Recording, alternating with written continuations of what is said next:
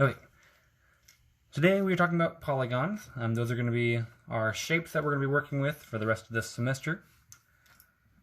We have a definition of polygon here at the top of this page. I'm going to read it for you. A polygon in geometry is a figure that lies in a plane. It's called a plane figure. Now specifically, recall that a polygon is a closed plane figure formed by 3 or more line segments called sides.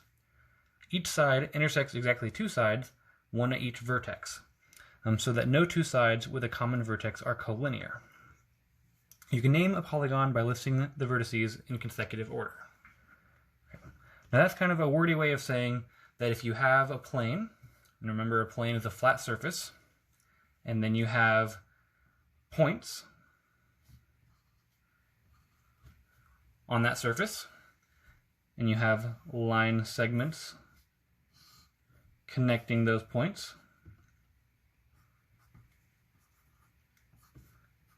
And these line segments, they don't intersect each other in the middle, they only intersect each other at these points on the outside. That's a polygon.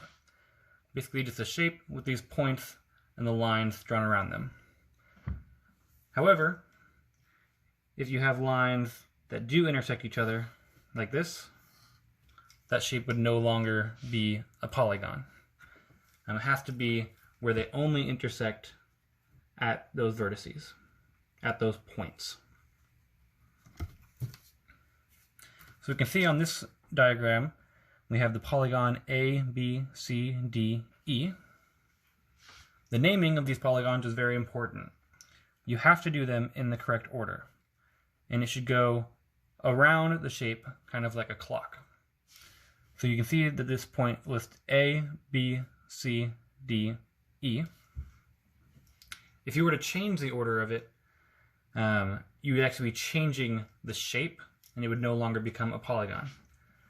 Because just like you did for the bell work, it's kind of like connecting the dots. You go from the first letter, and then draw the line segment to the next letter, and then to the next letter, and so on until you reach the end. So if you instead called this A, C, E, B, D, you wouldn't get this polygon shape. You would go from A to C, and then from C to E, from E to B, and from B to D. And we can see how that would not be the same shape. This would look almost like a star rather than the pentagon that it is. Now on this diagram of a polygon, we have labeled the vertex D, because again, all of the points on these polygons are going to be vertexes.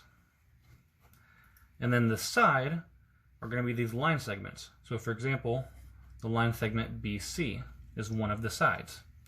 You would also have a side at the segment AB. That would be a side.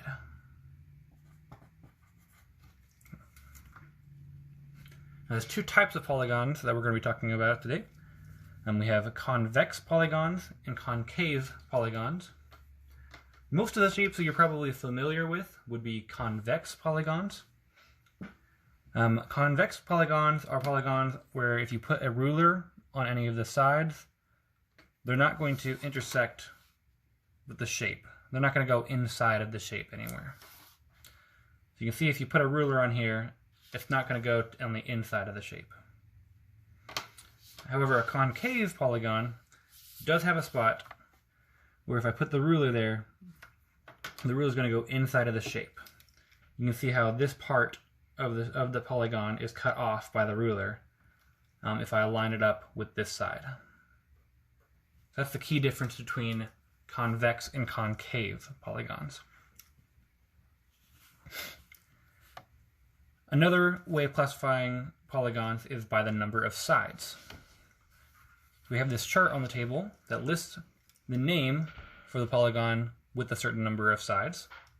So for example, you're probably familiar with the polygon that has 3 sides. That is a triangle.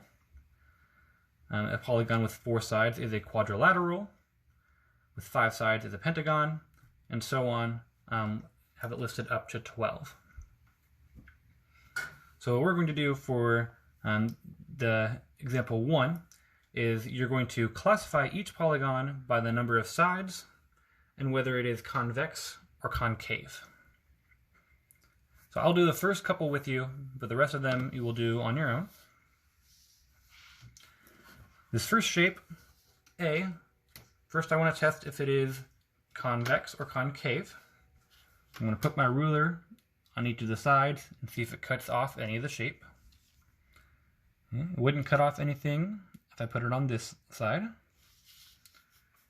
Wouldn't cut off anything if I put it on this side. But if I put my ruler on this side here, it would cut off this little triangle section. And so that tells me that this is a concave polygon. And so the next thing I need to do is to count the sides. The sides, again, are going to be those line segments. So this has 1, 2, 3, 4 sides, 4 segments that make up this shape. So if I look back up at the chart, I see that if it has 4 sides, it is called a quadrilateral. So this would be a concave quadrilateral.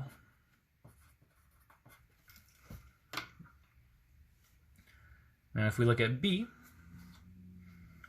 if I put my ruler on these sides, you can see that there's no side that I can put this on that would cut off any of this shape or any of this polygon. So that tells me it is going to be a convex polygon. And so next I need to count the sides. And I see 1, 2, 3, 4, 5, 6 sides. So if I look up at the chart, I see that a 6-sided polygon is called a hexagon. So the shape for B is going to be a concave hexagon. Okay. I want you to work through C through F on your own, and once you have completed those, you can look at the next video for the back side of your notes for today.